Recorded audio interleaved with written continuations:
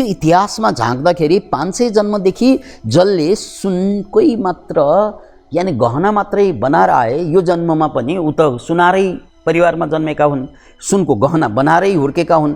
त्यसकारण उनले हरेक काम गर्दा ध्यान गरून्, जे गरून्, खाली सुन मात्र याद आउने, खाली सुन झलझलको आउने, खाली सुन, सुनको गहना, सुनको बाला, सुनको औँठी, ये सारा शरीरमा लाउने सुनका जुन गहनाहरू, खाली त्यही मात्रै टक टक टक खुँडेको आवाज सुनिने हो। अनि त्यो सुनको चारैतिर उनले बनाएका गहना र आफूले बनाउन नसकेका गहनाको त्यो याद आइरहने। त्यसकारण त्यहाँ उनले कर्मस्थान के पायो? ध्यान, दिसा पिसाब आची यस्ता सारा शरीरको फोहोर हेर्ने। 500 जन्मदेखि सुन हेरेर आएको मान्छे उनलाई त फोहोर कति पनि सुट नहुने क्या, उनलाई त कति पनि सुट नहुने। खाली उनले यसरी फोहोर कल्पना गर्छ त्यहाँ ल्याएर सुनको। अब कोही किसान छ तपाईहरु मध्ये भने तपाईले आँखा चिम्लेर ध्यान गर्दाखेरि त्यो दिएको ध्यानमा ध्यानै लाग्दैन के आउँछ त भन्दा खेत आउँछ, गोरु आउँछ, अनि गोठालो आउँछ, अनि घाँस आउँछ, अनि सिजन आउँछ, अनि वर्षा आउँछ। त्यस्तो मान्छेलाई यो ध्यान त मिल्दैन। त्यस्तै कोही ब्युटिसियन छ भने उनले के ध्यान गर्छ? तपाई जुन पेशामा जिन्दगी बिताउनु भयो, पूर्व जन्मको कुरा हामीलाई थाहा छैन, यही जन्मको कुरा गरौँ। स्वेटर बुन्ने मान्छेले जहाँ गए पनि चाहिँ मान्छेको स्वेटर मात्र निहालेर बस्छ, आँखा चिम्म गर्दा स्वेटर मात्रै आउँछ उसको अगाडि। कपडा सिलाउने मान्छेले खाली फेसन मात्रै देख्छ। यो हो होइन तपाईहरुको अनुभवमा? तपाई जुन काम तपाईले गरिरहनु भयो, उठ्दा पनि सुत्दा पनि, इभन सपनामा पनि। अब ब्याग बेच्ने मान्छे पर्यो भने मर्ने बेलामा पनि ब्याग झलझल झलझल। अब मर्ने बेलामा त भगवानको याद गरेर मर भन्छ, ब्याग आइदिन्छ। सुनको गहना बेच्ने भए सुन आइदिन्छ। रक्षा भए बाबा नारायण भन, नारायण भन, रक्सी भनेर मरिदिन्छ।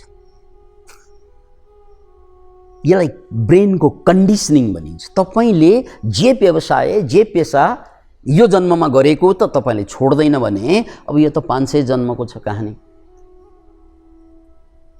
त्यसपछि अब बुद्धले बुझिहाले यो मान्छेलाई यो ध्यानले कामै गरेन। किन गरेन त भन्नाले उसको हिस्ट्री फरक छ, इतिहास फरक छ, त्यसकारण काम गर्दैन पनि।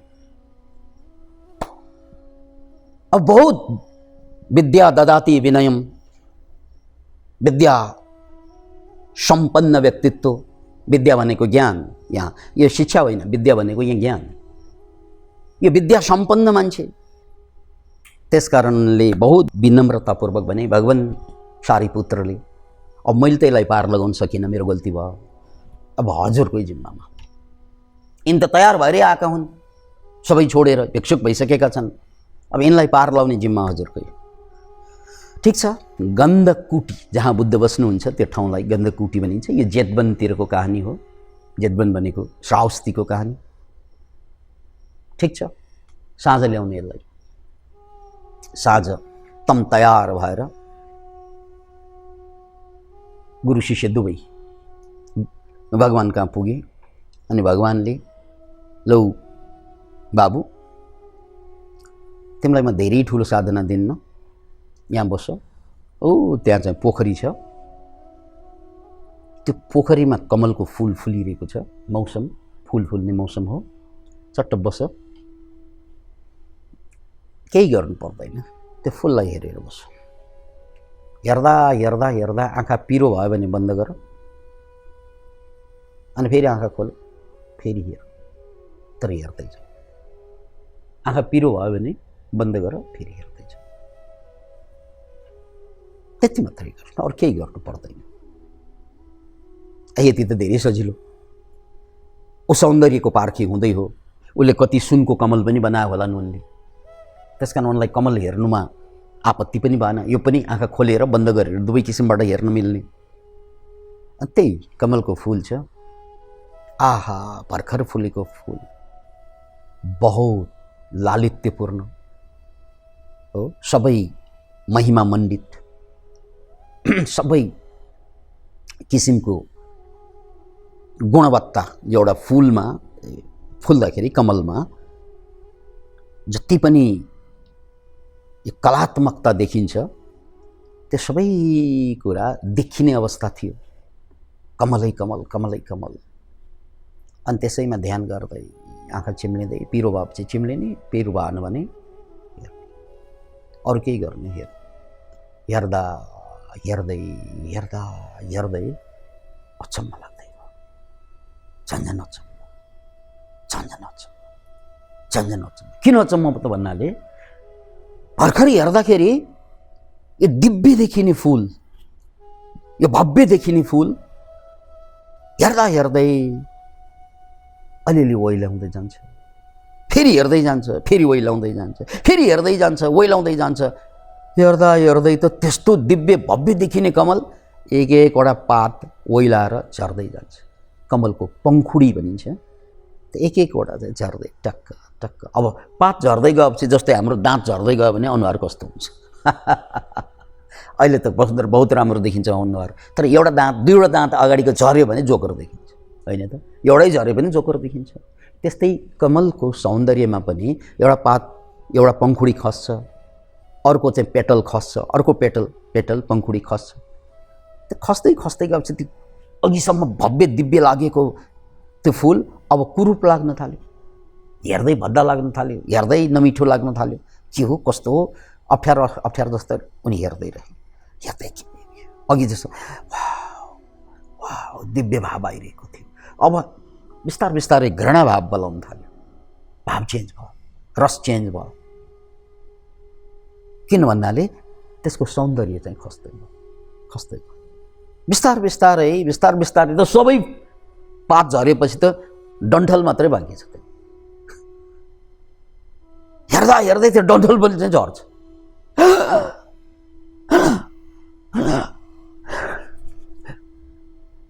मेरै आँखा अगाडिको सौन्दर्य, त्यो दिव्य सौन्दर्य, त्यो महान देखिने फुल, त्यो अलौकिक देखिने फुल अहिले छैन। त्यो हेर्दा हेर्दै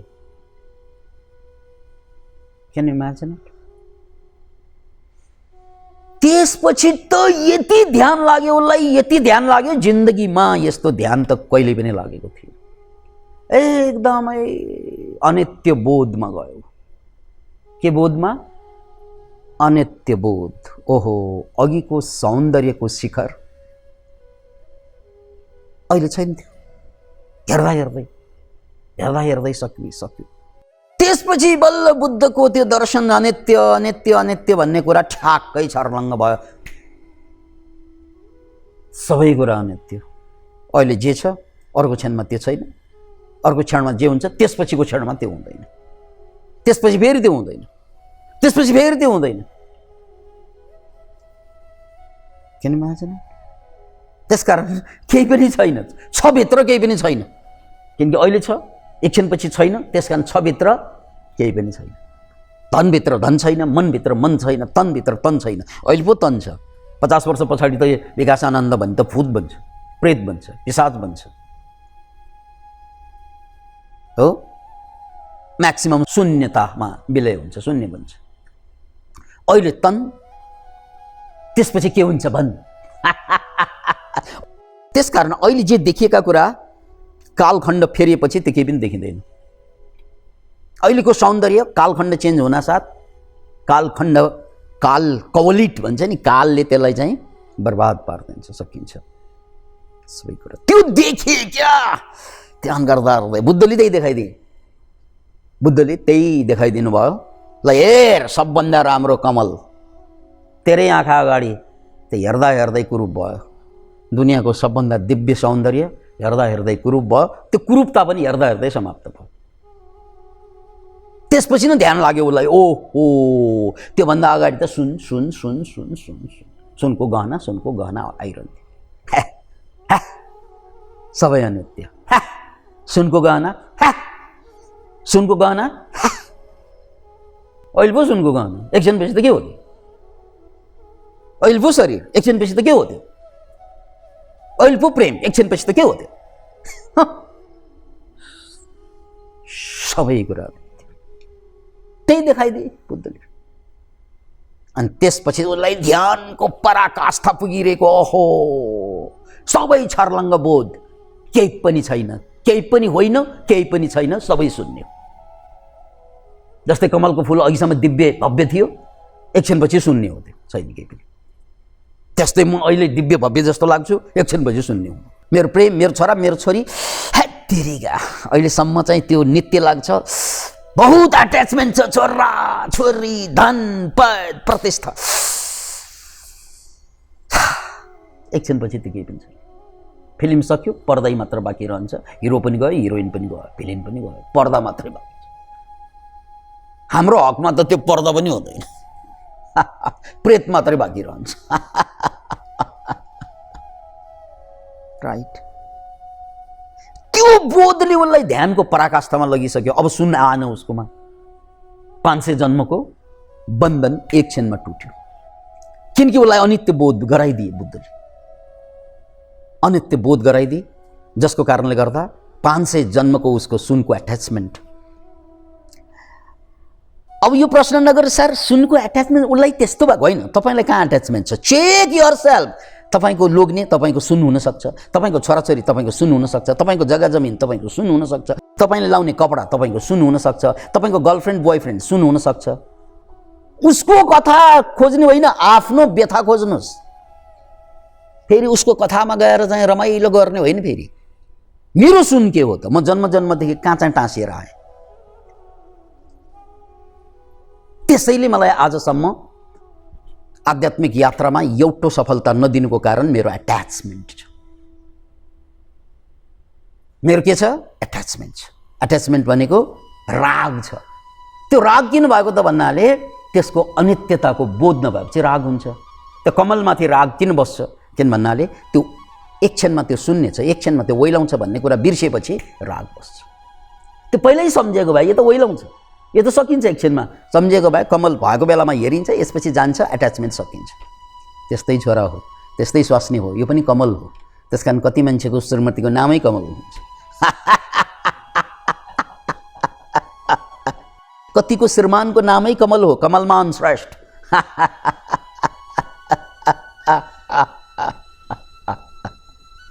तर यो कमल अहिले पो कमल, त्यसपछि त धुमिल, त्यसपछि त मल, अहिले पो कमल, कमल। क भनेको के संस्कृतमा?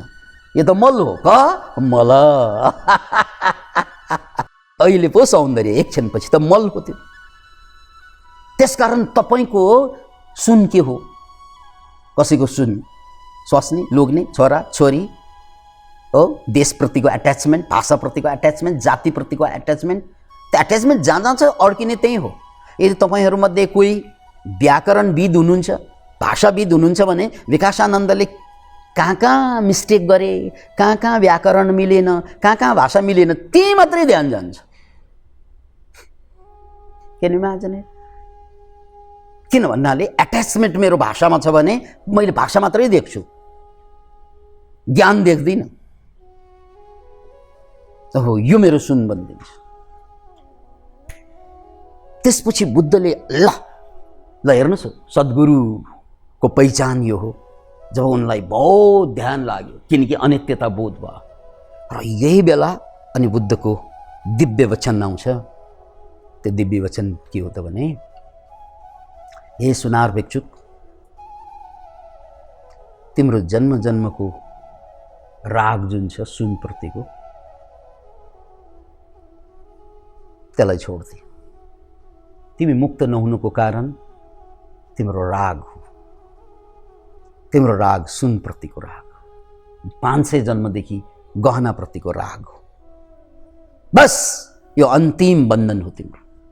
त्यो ध्यानको पराकाष्ठामा पुगिरहेको बेलामा यो बुद्धको एउटा वचन पिलिकका आँखा खोल्दा एनलाइटन्ड, अर्हत।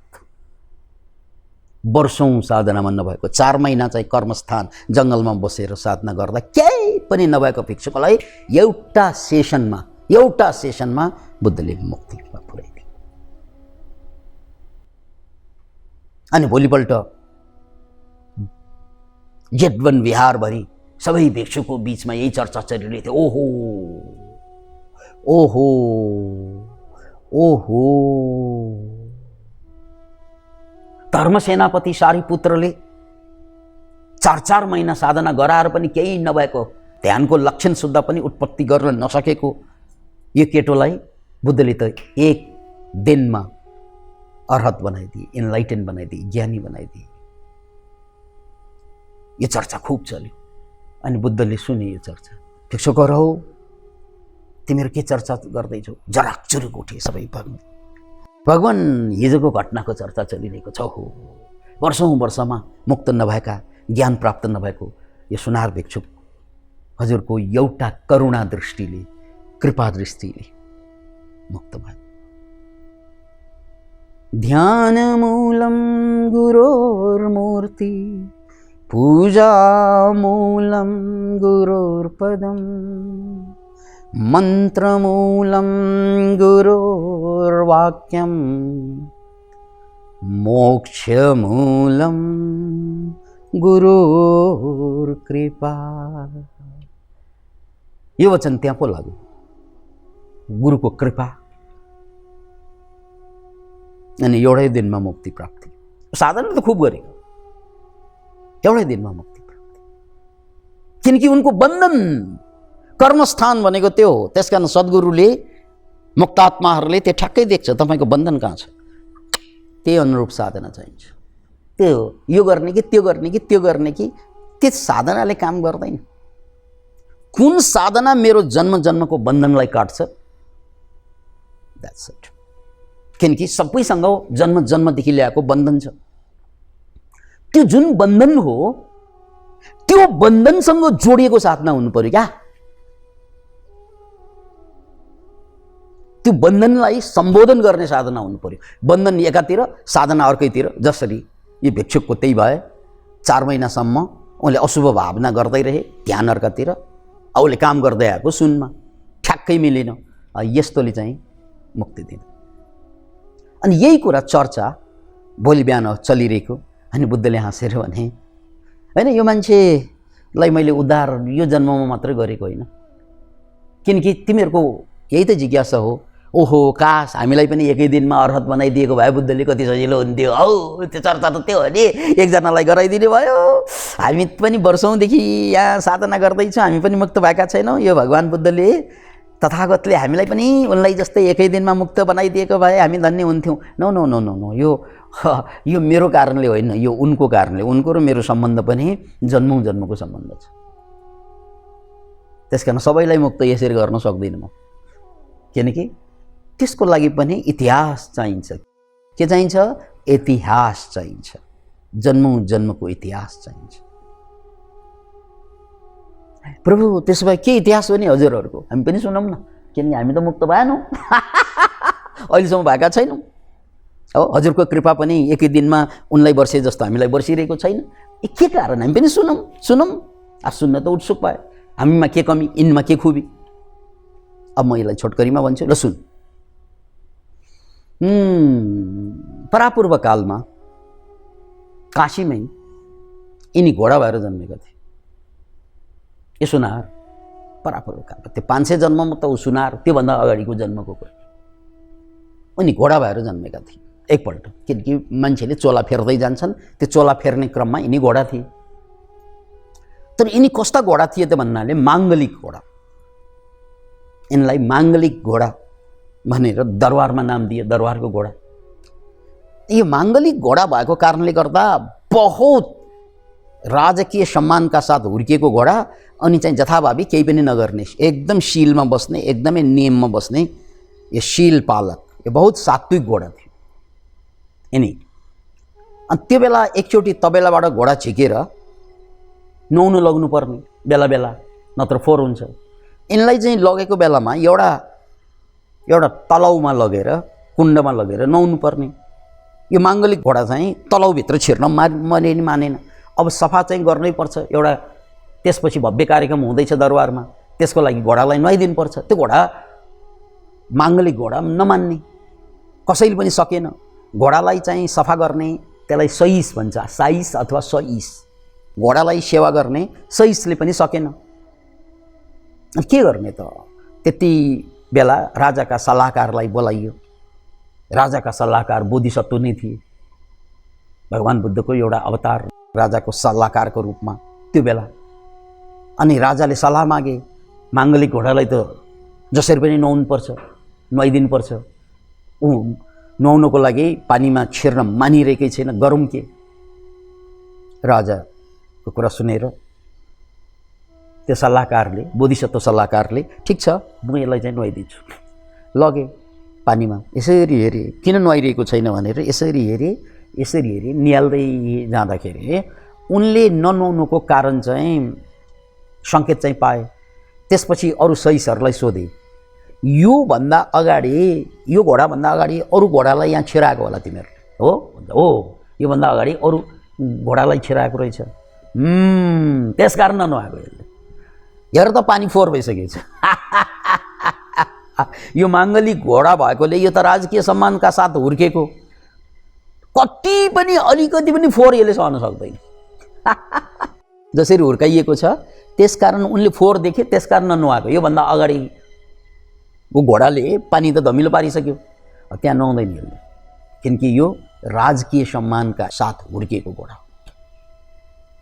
यसलाई नुहाउन सकिन्छ, अर्को कुण्डमा लैजा, अलिक टाढा जानुपर्छ, लैजा। अर्को कुण्डमा लग्दाखेरि घोडालाई मजाले, त्यहाँ त कोही नुहाएको थिएन, पानीभित्र छिरेछ। अनि राजालाई खबर पुगेछ, महाराज घोडाले नुहाए। ओहो सल्लाहकारज्यू, हजुरले यसपालि पनि बहुत गुण लाउनु भयो, यो घोडाले ननुहाएको भए मेरो यज्ञ हवन तर्पण के का कार्यक्रम हुन्छन् नि दरबारमा भइरहन्छन्, त्यो कार्यक्रममा बाधा पुग्थ्यो। हजुरले मान्छेको मात्र होइन घोडाको पनि मनको आशय थाहा पाउन सक्दो रहेछ, हजुर जय होस्। राजा झोक्न बाध्य भयो। ओ त्यो सल्लाहकार मै थिएँ भनेर बुद्धले भने।